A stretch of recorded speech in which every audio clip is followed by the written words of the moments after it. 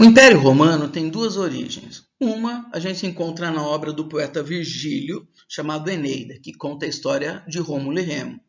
A outra é a origem histórica, que fala que Roma nasceu da união das tribos dos latinos e sabinos, por volta de 1000, 1200 a.C.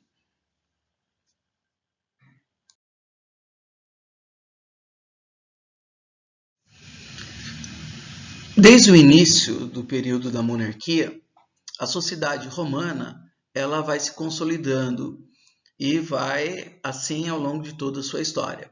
Eu tenho a camada dominante, que é a dos patrícios, que são os grandes proprietários de terra, os descendentes dos primeiros habitantes. Eu tenho a plebe, que seria os povos que vão sendo anexados à sociedade romana à medida que Roma vai se tornando um grande império, seria a maior parcela da população. Esses plebeus, eles praticamente exercem todas as atividades, eles são comerciantes, soldados, pequenos proprietários de terra. E eu tenho os clientes que viviam da dependência dos patrícios. Eles trabalham para os patrícios em troca de proteção. E os escravos? Bom, no mundo antigo, existem três maneiras de uma pessoa se tornar escrava. Eu tenho a escravidão por nascimento, filho de escravo, escravinho é, a escravidão por dívidas e, principalmente, os escravos são fruto das guerras de conquista. Nesse momento, Roma ainda está começando a conquistar outros povos. Então, o número de escravos no início da monarquia, ele não é relevante, por isso eu deixei de lado.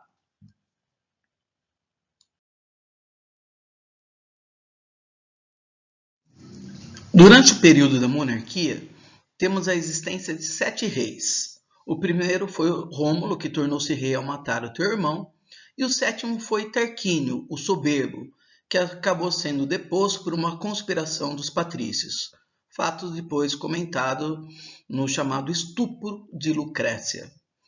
Bom, esse rei ele era auxiliado pelo Senado, composto por um conselho de sábios. As pessoas, para ser membro do Senado, tinham que ter mais de 60 anos e eram somente membros das famílias mais poderosas, as famílias mais tradicionais, que acabavam ocupando o cargo de senador. O Senado era auxiliado por uma assembleia composta por cidadãos em idade militar.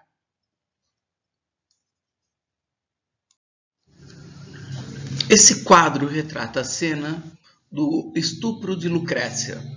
Lucrécia era filha do prefeito de Roma e o filho do rei, chamado Tarquínio VI, acaba estuprando Lucrécia. Ela corre até o pai e, num ato de desespero, acaba praticando suicídio. Reparem que ele está segurando o pai dela a faca com a qual ele se matou. Diante da incapacidade do rei em punir o seu filho de maneira severa, os patrícios rebelam-se, expulsando o rei e sua família da cidade. Reparem ao fundo a loba representando o nascimento de Roma, onde os meninos, Rômulo e Remo, acabam mamando em suas tetas.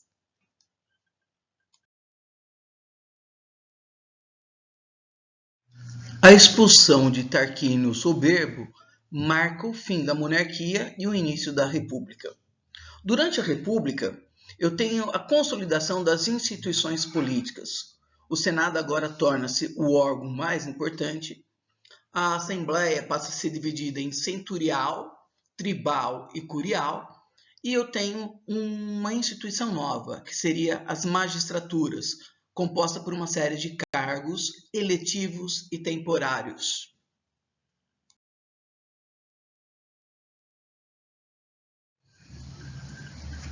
Entre os principais cargos da magistratura, encontra-se o cônsul. Aliás, cônsules, porque sempre é composto por dois. Um que agia dentro de Roma e outro nas províncias de Roma. Com o tempo, a plebe, através de uma série de revoltas, vai obtendo algumas conquistas políticas. E uma das mais importantes é que um cônsul passa a ser sempre um representante da plebe.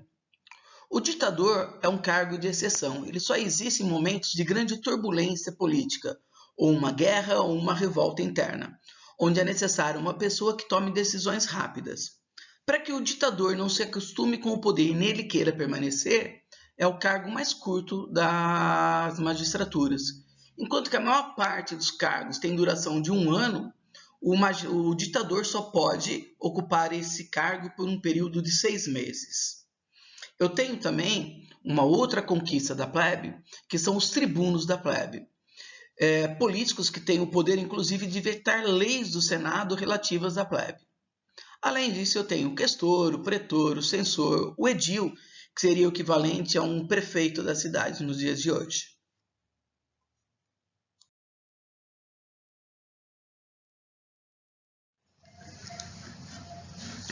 A plebe constitui a maior parcela da população. No entanto, é totalmente marginalizada. Isso vai gerando uma série de revoltas, que recebe a denominação de revoltas do Monte Sagrado. Por quê? No início da República, aproveitando o fato de Roma estar sendo atacada por tribos inimigas, os plebeus, que na maior parcela eram soldados que defendiam a cidade, retiram-se de Roma e vão para uma região próxima à cidade chamada Monte Sagrado, e lá permanecem.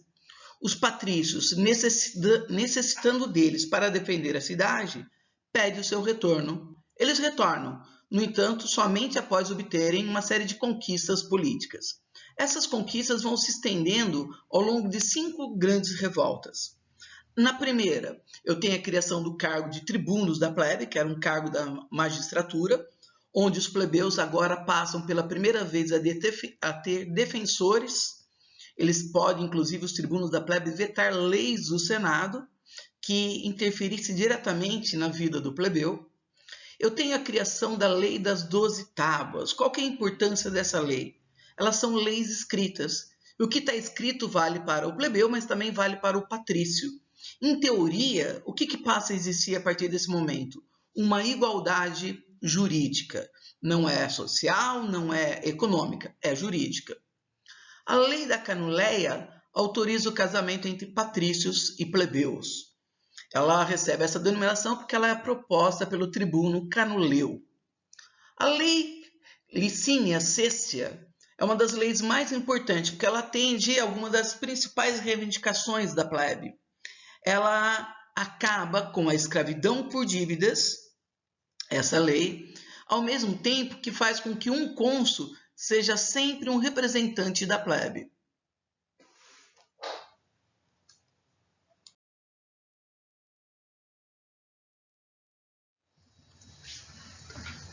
Ao longo da República, Roma vai expandindo seu território. E à medida que conquista terras, conquista os habitantes dessas terras que tornam-se escravos. Entre o século 3 e 2 a.C., um fato importante ocorre em Roma. O trabalho livre da plebe é substituído agora pelo trabalho do escravo. Então, a partir desse momento, Roma torna-se predominantemente uma sociedade escravista. Bom, os escravos vão crescendo em número. Por volta do século I a.C., um grego da região da Trácia acaba sendo vendido para um romano na região de Capua, sul da Itália, perto ali de Nápoles. Esse escravo, cujo nome é Espartacus, era um grande guerreiro e ele é utilizado como gladiador. Esse gladiador lidera uma revolta, mata aqueles que o dominam, liberta os escravos que estão junto a ele. Essa revolta, em torno de 70 escravos no começo, vai ganhando amplitude, outras revoltas eclodem e, sobre a liderança de Espartacus, há um número estimado entre 100 mil a 140 mil escravos, o que gera um grande temor de Roma, que não mede esforços para sufocar esse movimento. Essas duas imagens, a de baixo mostra Espartacus e a de cima, uma das punições impostas pelos romanos a esses escravos. Para que todos vissem o que acontece com quem rebela-se contra Roma, algo em torno de 6 mil escravos foram crucificados.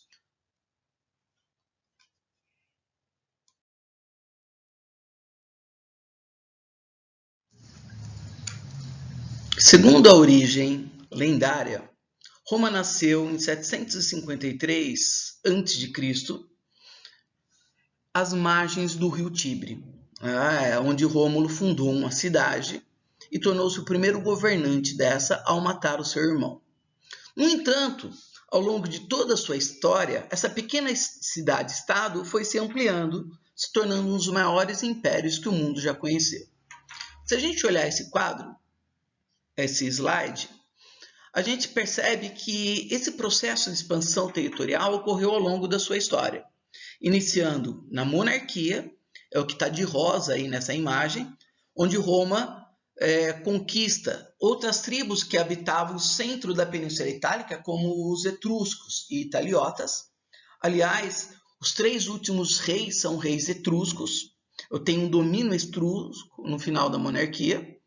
Depois Roma conquista o sul da Península Itálica, lutando contra os gregos. O sul da Península Itálica fazia parte da chamada Magna Grécia. E luta ao norte da Itália contra os gauleses. Lembra da historinha de Asterix?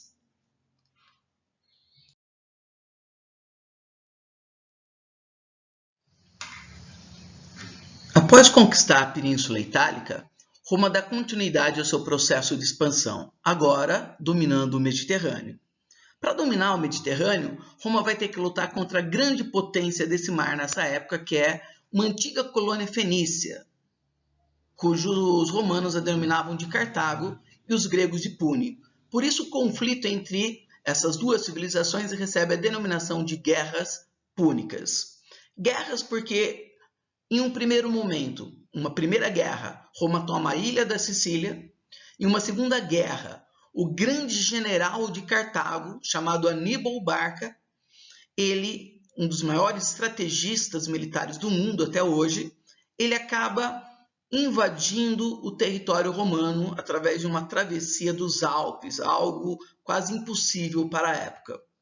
Aliás, essa escultura que se encontra nesse slide está no Louvre e ele está ao lado de um jarro.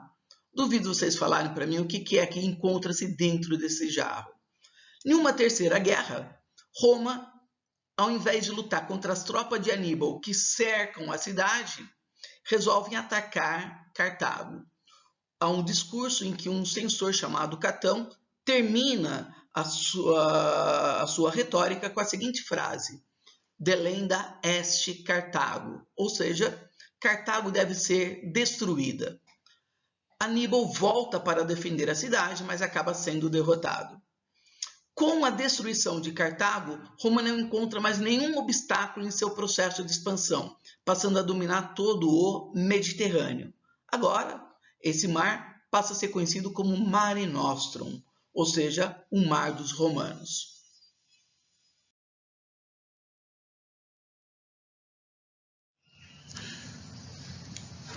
À medida que Roma expande o seu território, muitas mudanças passam a ser vivenciadas dentro desse império. A primeira e a mais óbvia é o aumento do território.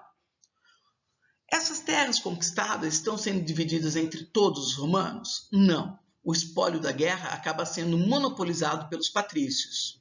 E um outro grande fato é que, nesses territórios, a população torna-se escrava. Então, uma grande consequência, podem anotar aí, é o surgimento do latifúndio escravista do patrício, que torna-se a célula básica da mão de obra e da economia. Um outro fato importante é o surgimento da classe dos homens novos, cavaleiros ou equestres. São plebeus que se enriquecem praticando o comércio com os territórios conquistados. O comércio é visto como uma atividade inferior pelos patrícios. Isso possibilita a uma parcela da plebe se enriquecer com essa atividade, dando origem a essa classe dos homens novos.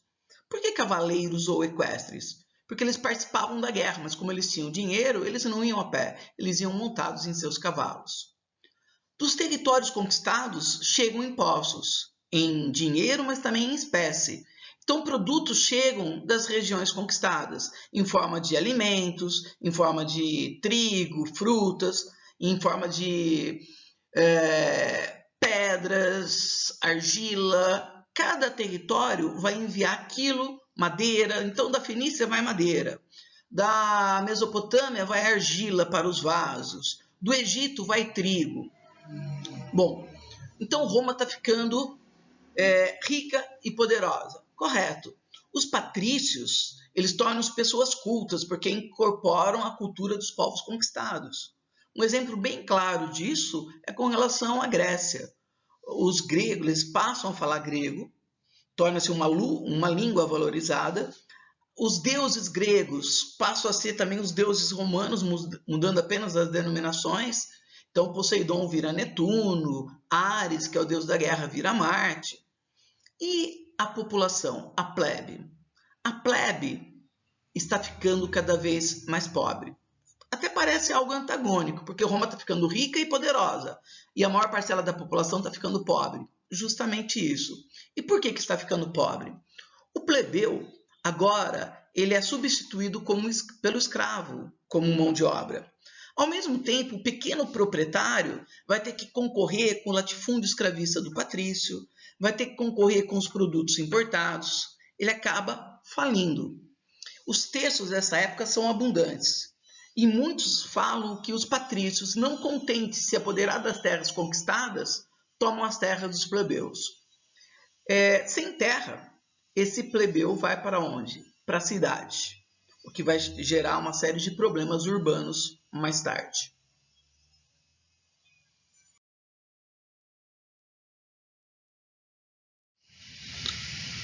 Como nós vimos, uma das principais consequências do processo de expansão de Roma é o crescimento da amplitude social, o enriquecimento dos patrícios, o empobrecimento da plebe.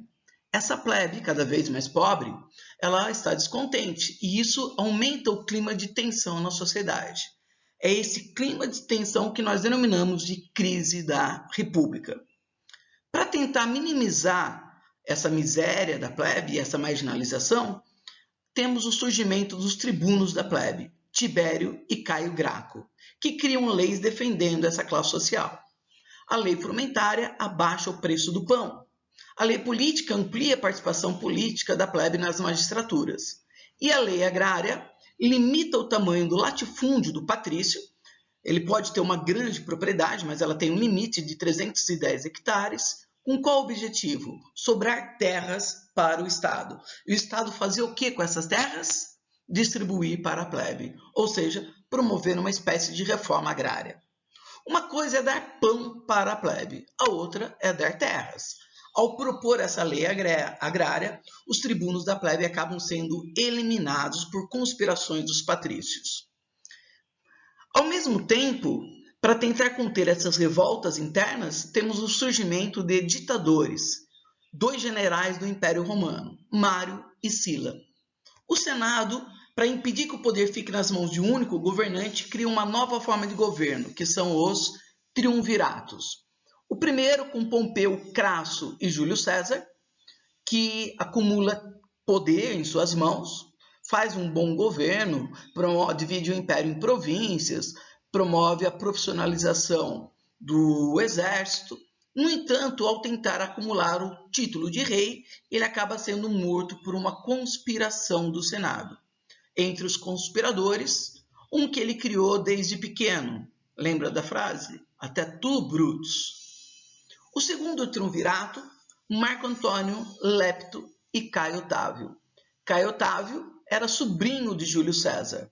Através de conspiração, ele acaba eliminando os demais, tornando-se o único governante de Roma, acumulando títulos de poder. Entre os tantos títulos, o de imperador. O seu governo, portanto, marca o início do império. Caio Otávio Augusto, ele governa de 27 a.C. a 14 depois de Cristo.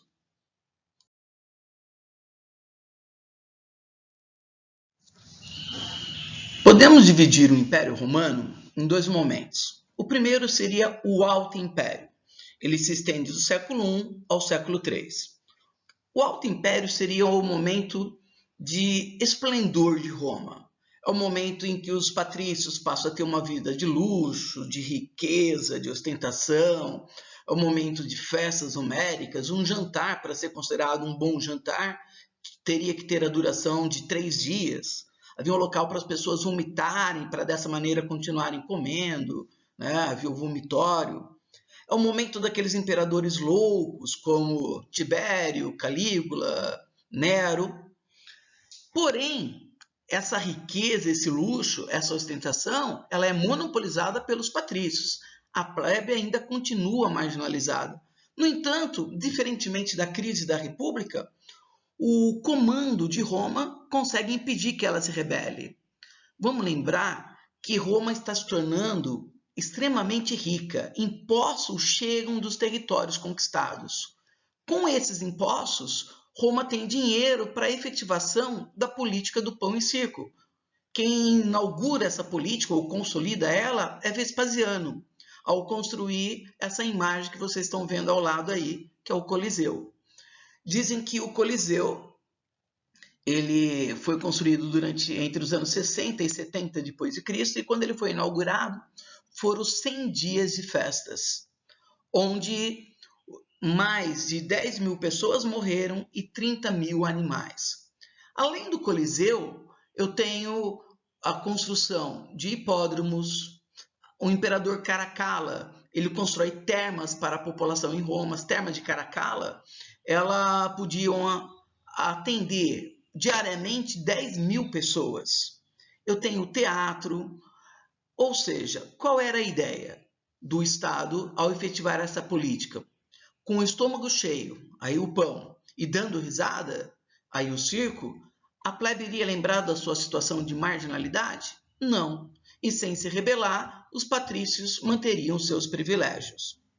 Ao mesmo tempo, esse Estado rico consegue montar um poderoso exército, o melhor exército da época. O exército que tinha os melhores soldados, os melhores treinamento, as melhores armas, tecnologia de ponta. Com esse exército, Roma amplia o seu território, chegando à sua máxima extensão territorial. É o que eu coloquei aí como o estabelecimento do limes. E mais do que isso, todos os territórios conquistados são agora pacificados, ou seja, os inimigos são derrotados. É o que denominamos de Pax Romana.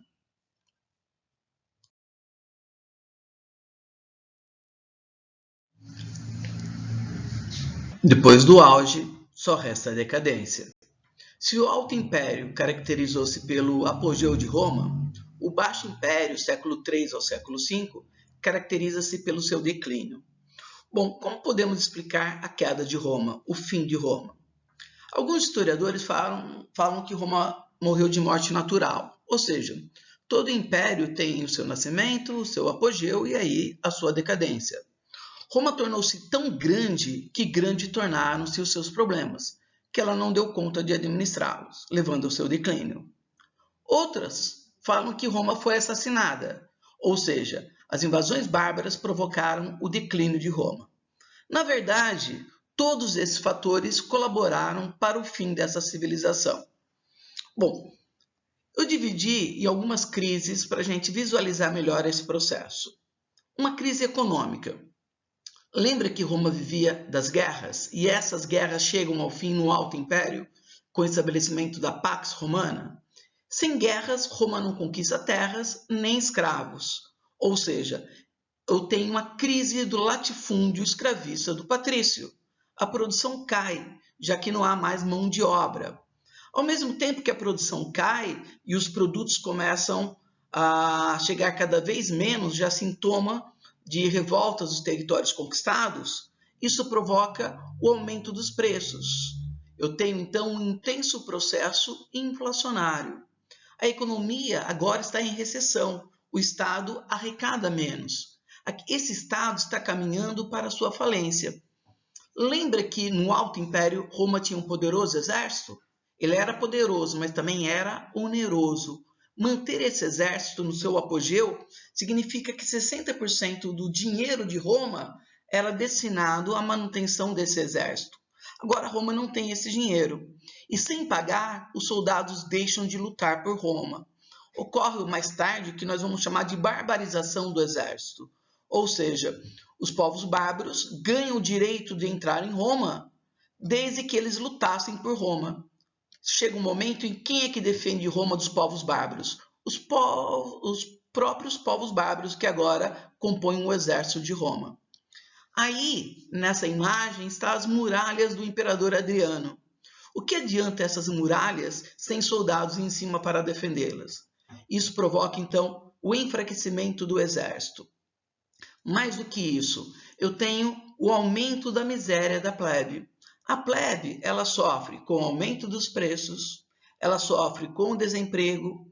Vamos lembrar que muitos plebeus eram soldados, que vão continuar fazendo a única coisa que eles faziam e que eles sabem fazer muito bem, que é saquear e matar. Então a vida na cidade torna-se extremamente perigosa. A tensão social cresce juntamente com essa tensão política através dessas revoltas internas. Sem o exército para defender as fronteiras, povos que estavam além delas começam agora a adentrar no Império Romano. São o que nós chamamos de invasões bárbaras.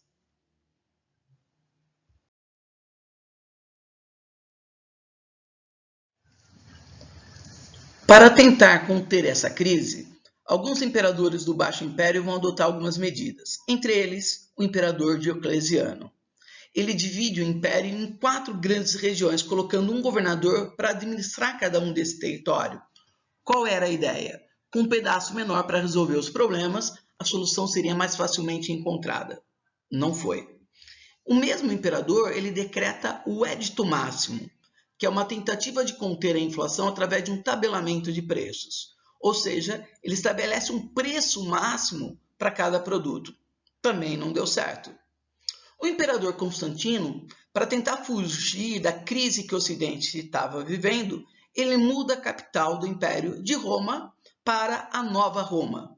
A Nova Roma era uma antiga colônia dos gregos com o nome de Bizâncio. Após a sua morte, essa cidade recebe o nome de Constantinopla. O imperador Teodócio, ele propõe a divisão do império em 2. Ele fala que cada um de seus 2 filhos homens vai governar uma parte do império. Ele cria o Império Romano do Ocidente, cuja capital é Roma, e vai continuar vivendo até o ano 476, quando essa cidade é invadida pelos povos bárbaros, mais especificamente pelo povo Erulo, sob o comando do rei Odoacro. O Império Romano do Oriente, a capital é Constantinopla, e ela vai continuar existindo durante toda a Idade Média. Ela só vai cair em 1453, com a invasão do Império Turco Otomano por Maomé III.